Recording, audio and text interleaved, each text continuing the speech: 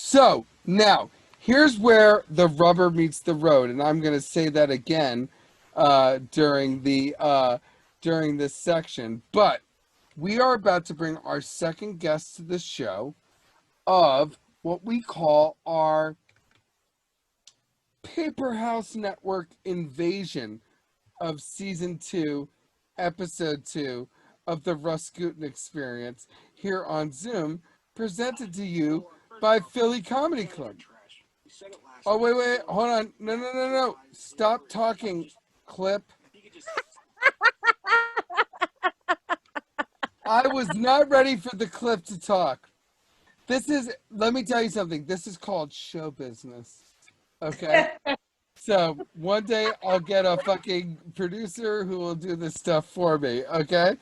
But right now we are about to partake in the second double feature part of our Paper House Network of Season 2, Episode 2 of Philly Comedy Club presents the RUS GUTIN Experience here on Zoom. And this week, not only do we have an amazing podcast to feature called Rust Belt Rivals, but the co-host and Pittsburgh Steelers arm of Rust Belt Rivals also happens to be one of the amazing team members behind the scenes that makes all of our ticket arms and our podcast arms happen for the New York Comedy Club universe, of which we are a part of. So, ladies and gentlemen, I'm going to play a little clip from the hit podcast Rust Belt Rivals, and then the Pittsburgh Steelers arm co-host of Rust Belt Rivals, Mr. Nick Angelo, is going to join me for a little interview and a little breakdown of this Sunday's very rare regular season matchup of the Philadelphia Eagles versus the Pittsburgh Steelers for a Keystone Bowl Battle of Pennsylvania matchup. So put your hands together, ladies and gentlemen, and prepare. Oh, shit. Hold on. I am going to get there. Here we go.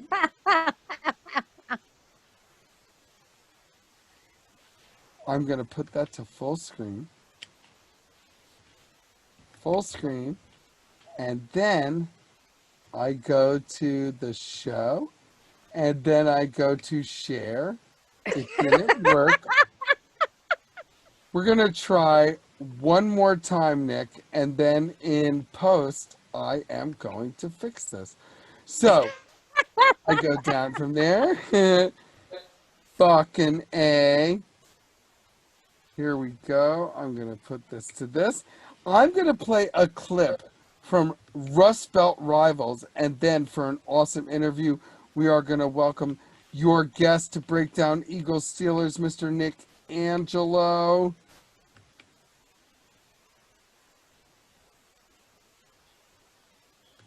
Trying my best here. You're doing great. This is all going to be fixed in post by yours truly. You can do it. You can do it, Dada. I did it. I'm optimizing audio and video. So please, ladies and gentlemen, put your hands together for a little clip from Rust Belt Rivals, and then he's going to join us, the Pittsburgh Steelers fan, Mr. Nick Angelo.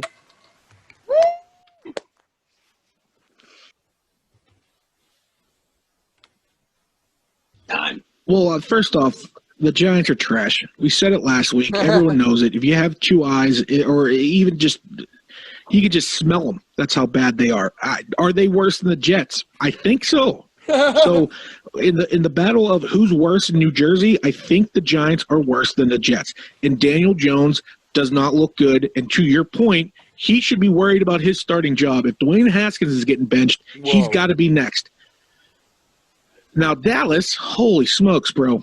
You want to talk about just a terrible defense. I mean, their defense is so bad, you should call them the New York Giants.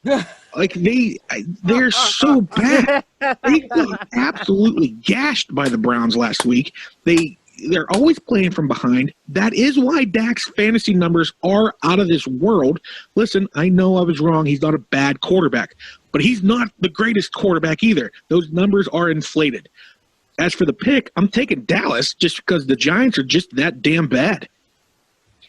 Yeah. So first of all, I wanted to talk about what happened at the end of that Giants game last week with Jalen Ramsey and Golden Tate. And had you known any about the history behind this? This No. is great. Oh, so this is insane. So Jalen Ramsey left Golden Tate's sister pregnant last year. Whoa. And that is why they were brawling on the field after that game. There is a history there. Oh. And yeah, that is whew.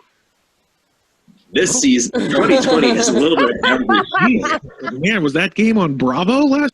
Right, no, I love that. Was that game on Bravo? Ladies and gentlemen, please welcome to the show the Pittsburgh Steelers co-host of Superhouse Network's Rust Belt Rivals, the man behind the scenes and the man with the plan, Mr. Nick Angelo, ladies and gentlemen. Thanks for having me, Russ. Thanks for being here.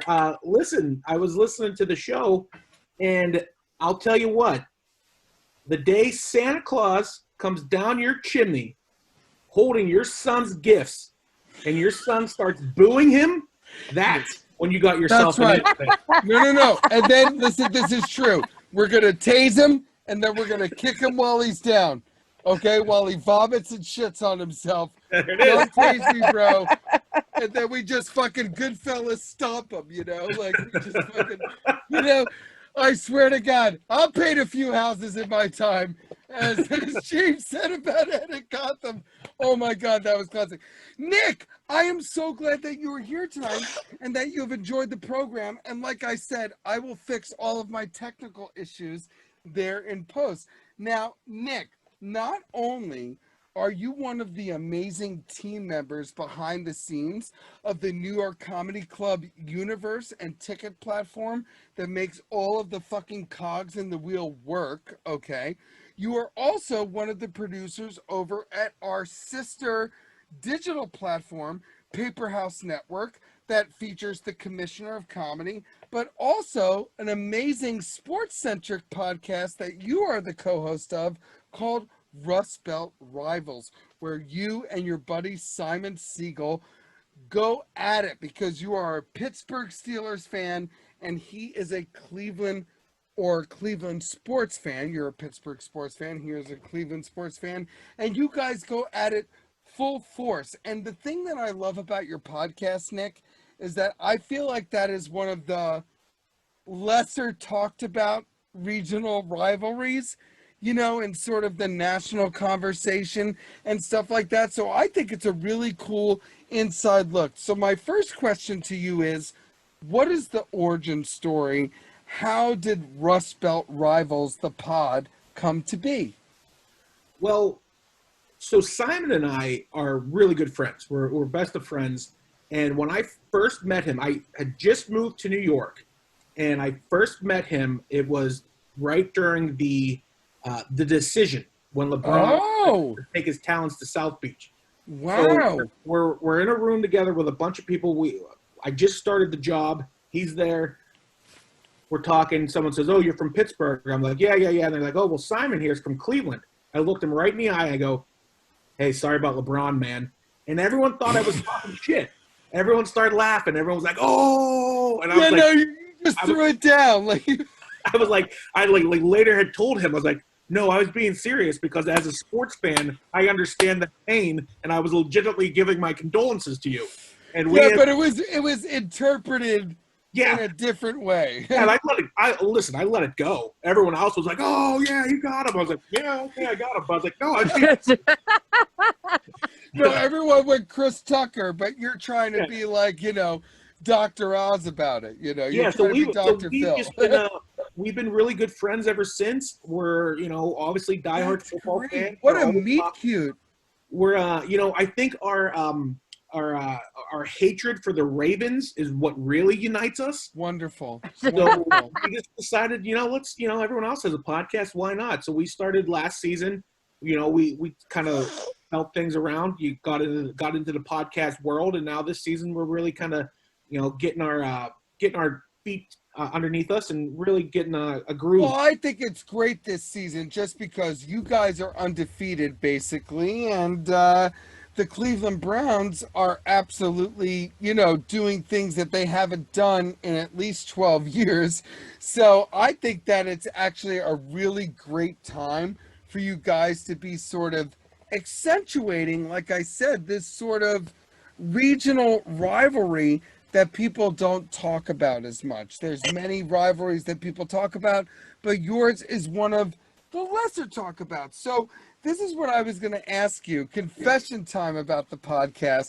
What would you say is the most heated argument you and Simon have gotten into so far? Well, first off, we actually try not to do the talking heads hot takes. Okay. So, but that doesn't keep us from arguing at all. Right. But we're not designed to be first take. We're not just yelling at each other for clickbait. We're No, and I'm over that too. I think a lot of fans are. But there has been times, and usually this is before the show, before we record, I'll say to him, I was like, bro, when is enough with OBJ? When are you going to let this guy be? He's a punk. He doesn't want.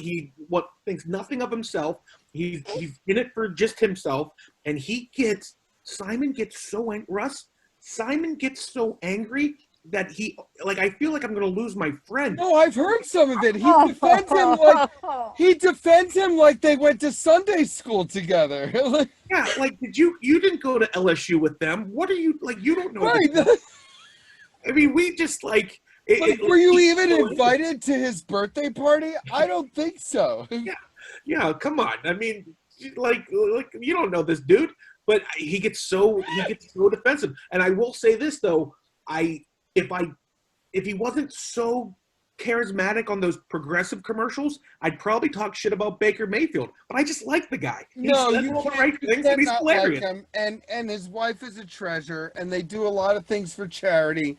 So it's hard to talk shit on the guy because he's really used his platform to do good. So it's like you can't even poo-poo the motherfucker. And it gets very frustrating. I can imagine for you, it gets very frustrating. It's one of the reasons sometimes when people come at Philadelphia or the Eagles, it's like, we do a lot of charity. Don't blame the organization for the people that live on the Schuylkill River and who are animals. I acknowledge that they are mutants. Okay, you understand? You understand, Nick?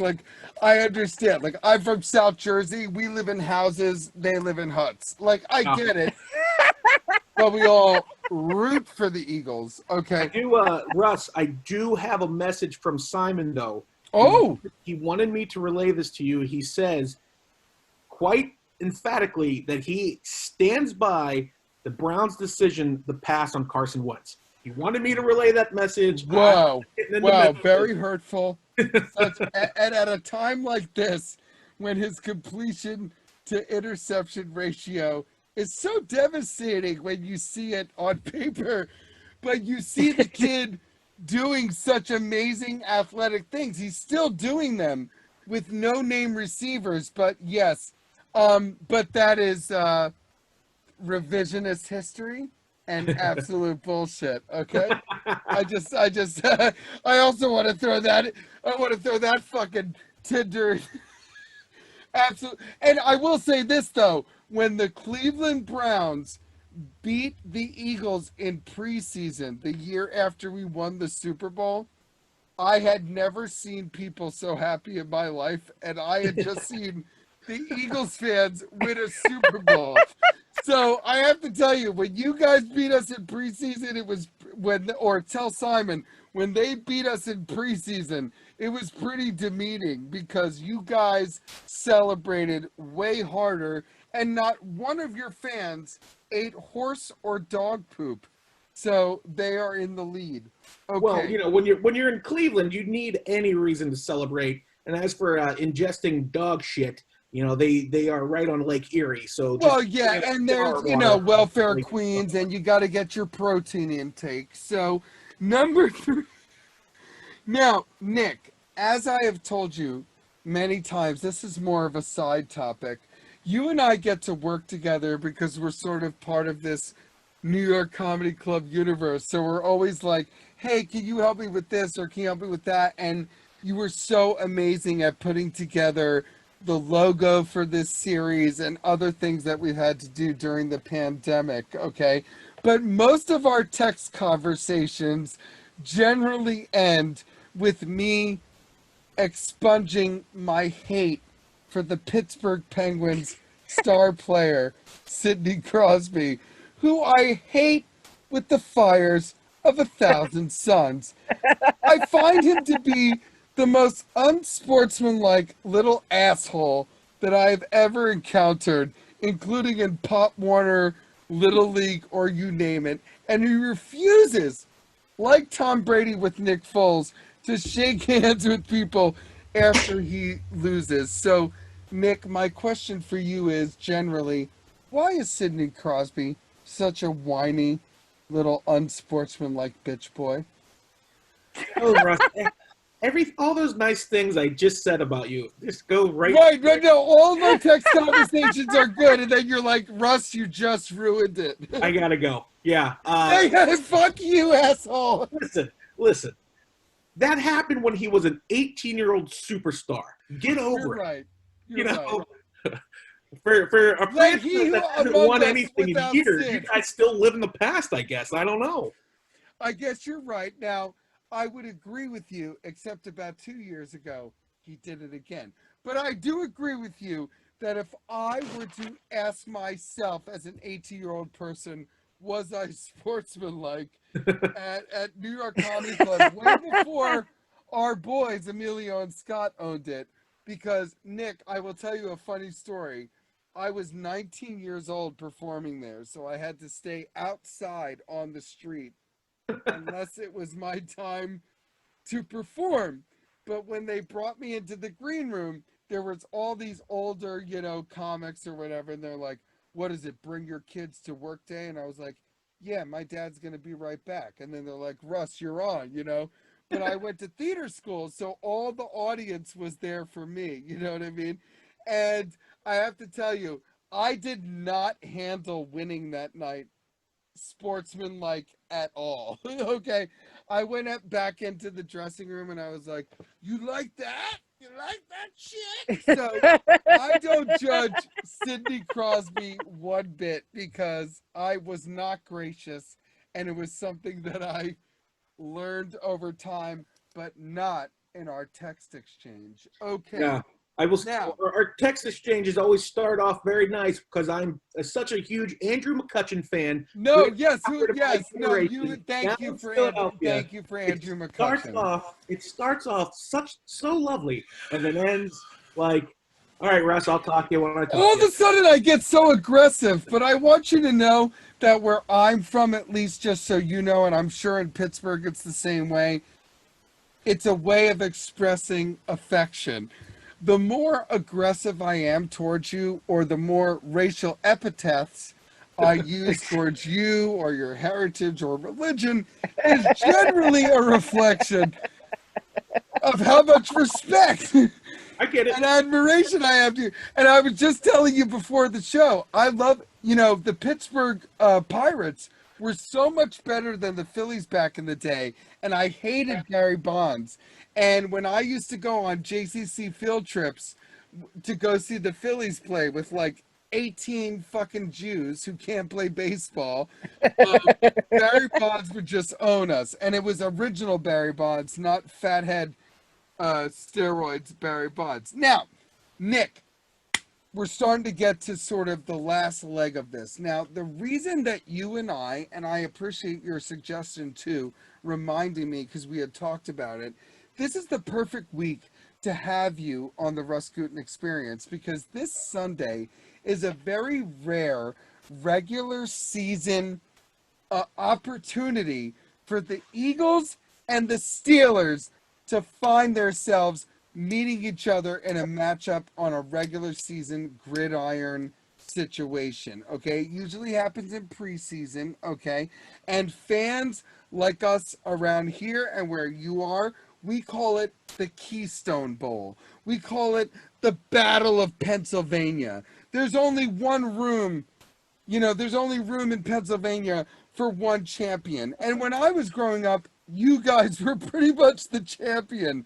This is a very recent identity for us, okay?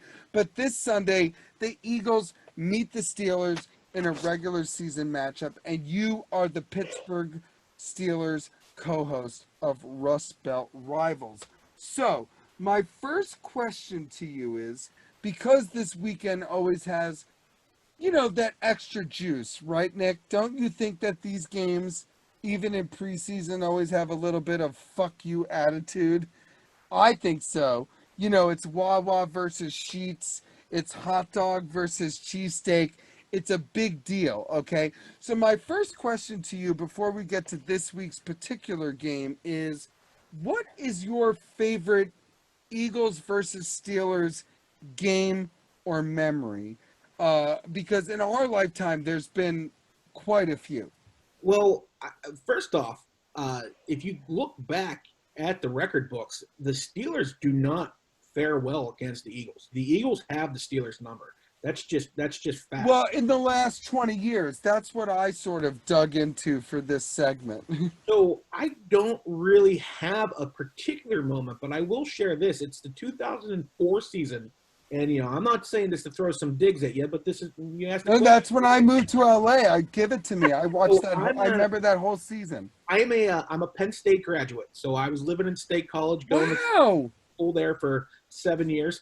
And so it was such a weird town because it's a football town. On Saturdays, everyone's blue and white. We are Penn State. But then on Sundays, it's Pittsburgh versus the Eagles. And, bro, we play each other once every 4 years. Yeah, no, it's very rare. This hatred in the center of Pennsylvania, in center PA, between Steelers fans and Eagles fans was just mind-blowing. I, for about 3 years of my life, hated the Eagles way more than I ever hated the Ravens or the Browns. Just because. Right, and that's ridiculous. So 2004, we both make the conference championship game. Correct. The Eagles win, the Steelers lose. And that night, I had people, Eagles fans, calling me, texting me, running up and down the street, just screaming like, here we go, Steelers, here we go, to be assholes. And Russ, I was so angry. So angry.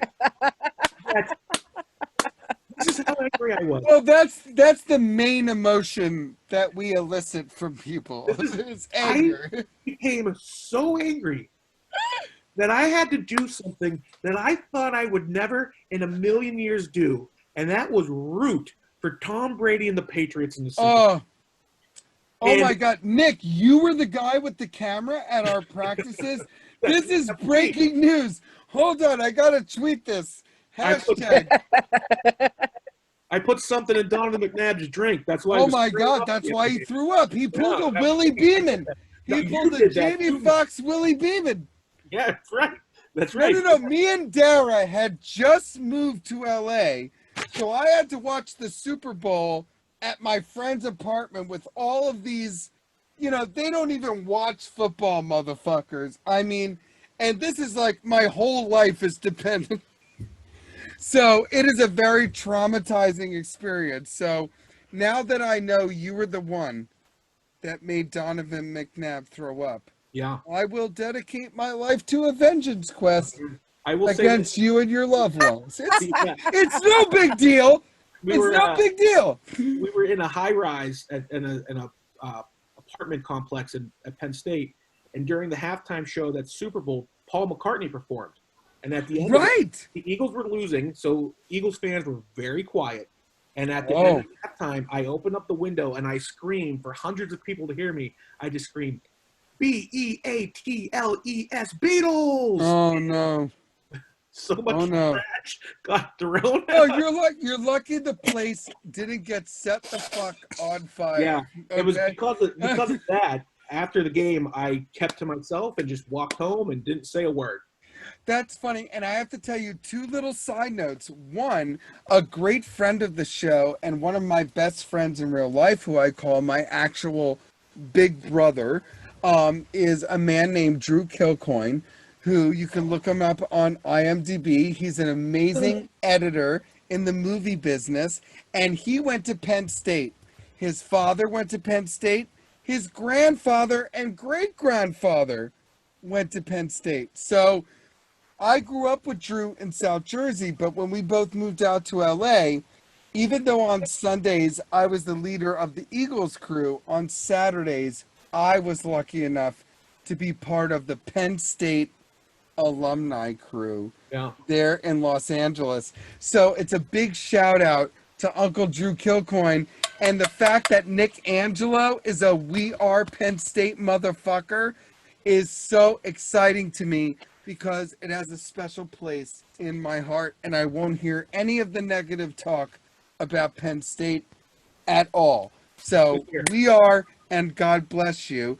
And side note, I am so excited to bring up our last question. Are you ready, Nick? Now, ready, Russ. This weekend, as we have talked about, my God, it's so long.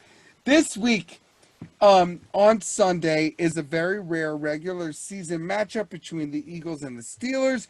You're a Steelers fan. You're the host of Rust Belt Rivals. So this is my question for you, okay? And then I'm going to follow up after you. What is your breakdown and analysis of this Sunday's Eagles-Steelers matchup? What are your bold predictions for what might happen in the game? And finally, what is your final score? What is your predicted final score? Give it to the people. All right. Well, first off, I want to say that on paper, the Steelers should win this game easily. Yes. I will say there's a couple things. The Eagles aren't that bad of a team. They just are riddled with injury. I'm pretty sure I saw a guy catch a ball last week, 00 Gutin on the back of his jersey. No. Yeah, that was me. I mean, I don't know who's playing wide receiver in Philly, but holy smokes. But I would say the Eagles aren't as terrible as they look. Thank you. Odd to Wow, say. what a nice thing to say. But I will say this: coming off our impromptu bye week, which kind of scared me. You know, it kind of really took the wind out of our sails. We had some momentum going. Ben You did, and Nick, can I just tell you though, the least surprising news of a pandemic football season is that the team from Houston, Texas, would catch the COVID. Yeah. Couldn't be less surprised in my life. Please keep going. So I'm a little concerned that maybe we took the the gel that was coming together. You know, Ben has been taking over a year. He doesn't have a rapport with all these receivers. You know, they're finally starting to get things together, and all of a sudden it's like, psych, you're not playing this week. Boom. So I'm a little nervous about that. I'm also nervous that Miles Sanders, Penn Stater, and from Pittsburgh, he went to Woodland Hills. I have that in my breakdown. Great high school football team out here in Western Pennsylvania.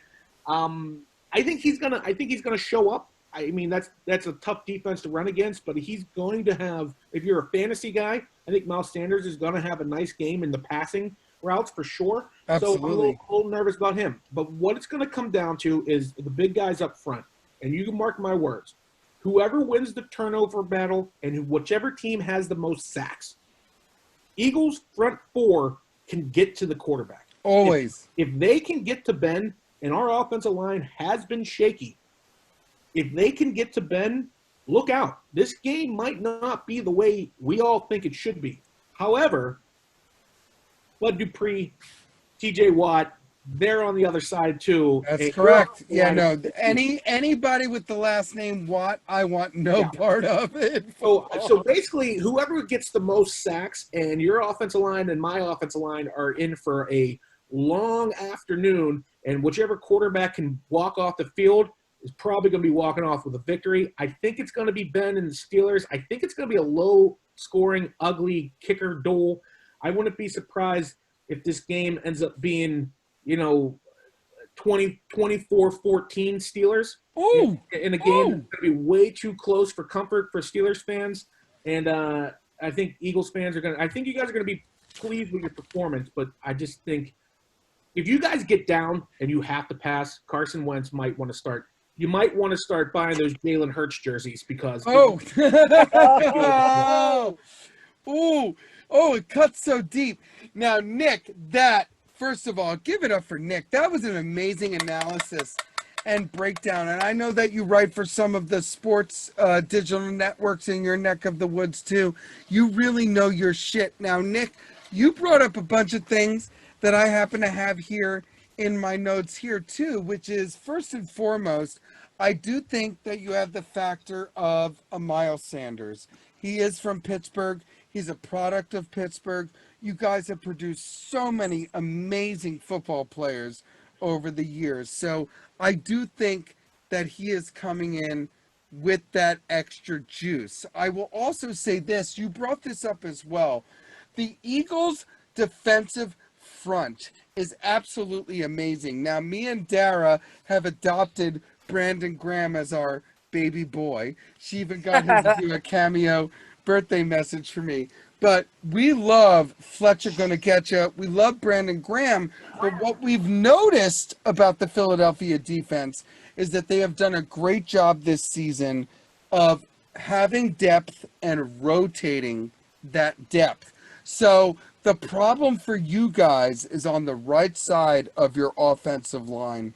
And the fact that we are rotating our defensive front constantly. So you're always getting fresh legs and you're always getting fresh looks. So if we can do what we did a few years ago, which is what I was going to say, my favorite Eagles-Steelers game of the last few years is definitely 2016, where Carson really showed us something. But in that game, what is lost in the nomenclature about it is that the defense put Big Ben off of his timing. If you can put him off of his timing, and even though Big Ben is still formidable in the pocket, and he can still sort of stiff arm you, he can do those elusive things in the pocket. You know, Carson has been compared to young Ben a lot, and I do think that our defensive front with fresh legs and a really heavy rotation is going to get to Ben. So you guys have to do the power running that you guys been done. The last name is Connor, right? Who's one of the running backs? Is it Connor? It's James Conner, and he's amazing. See, I would disagree with you. I'm not a huge James Conner fan. Oh, okay, but I just think he runs for power, and I think you guys are going to have to count on him to do some counter programming when it comes to getting Ben off of his timing, because that's what I think our defensive front is going to do. I will say this, two things. One, I'm going to get to your Carson comment in a minute. Where you guys have a bit of an advantage is beyond your power running game, is beyond Darius Slay in our secondary, who has been awesome. And you guys have felt the sting of Darius Slay in some of your matchups the last few years with the Lions and the Steelers. He's going to be matched up on Juju. So I don't think that Juju is a factor, and I think that Darius Slay is more of a shutdown factor. But where you guys have an advantage is the rest of the injuries in our secondary and our sort of lack of depth at linebacker. So that's a matchup that I am nervous about because I think Darius Slay will shut down your number one receiver, and I do think our defensive front will do what they're supposed to do, but I am nervous about the middle and about the left side of our defense, programming. So, but otherwise, I do think with Carson on the move, and you guys do have, oh my God, the Steel Hurtin. What do they call them? Is that what they call them, Nick? The Steel Hurtin? Steel Curtain. Yeah, no. It was the Steel Curtain back in the day. But now they call your defensive front the Steel Hurtin. Yeah. As I've heard. So I'm a little nervous about that just because I do think that Lane Johnson is going to do a great job against, what's his name? I'm sorry, I'm blanking on the name. But on our other side, we have an injured Jason Peters, and we have a rugby player sort of converted into a tackle, Jordan Mailata. He looked good last week. but San Francisco's defense isn't really that big of a deal. So I think you guys are going to put us to the test when it comes to our offensive line. So Carson has to be at his best on the move. That is my breakdown of the game. So who do you got, Russ? Who's going to win the game? My final score, thank you for reminding me. That's a good thing you were here, Nick. I'm trying to follow my notes, but I'm also not wearing my glasses. So we're playing with fire here. But my final score is 24-20 Eagles. I do think that we're going to find ourselves in a sort of go for two, fourth down situation, of which Tomlinson is a little bit wary of, and Doug Peterson is a little bit keen to partake in. So I do think it'll be a 24-20, 24-21 situation. I think we're expecting the same kind of game. It's not I was surprised. Yeah, I loved hearing your final score because I still think we're sort of on the same wavelength that this is a very good matchup as far as Eagles-Steelers matchups in the last 8 to 12 years have been. Yeah, I agree. I think it's going to be a good game for me and you to watch, but for the national public, it's going to be a slugfest that may not be very pretty. But I know I'm going to enjoy it. I like ugly football. So No, and I think the red zone crowd and I think the fantasy crowd has a lot riding on this too. The reason, Nick, that I don't play, a lot of people keep asking me to play fantasy football and all those things, is that I always used to say to people, the reason I don't play fantasy football is because my football fantasy is that the Eagles would one day win a Super Bowl, right? And then they won a Super Bowl and they're like, what's your excuse now? Pony up the $35. And I said, well, it's just now my fantasy is that we win another Super Bowl. So I have bought myself, this is true, at least another 23 years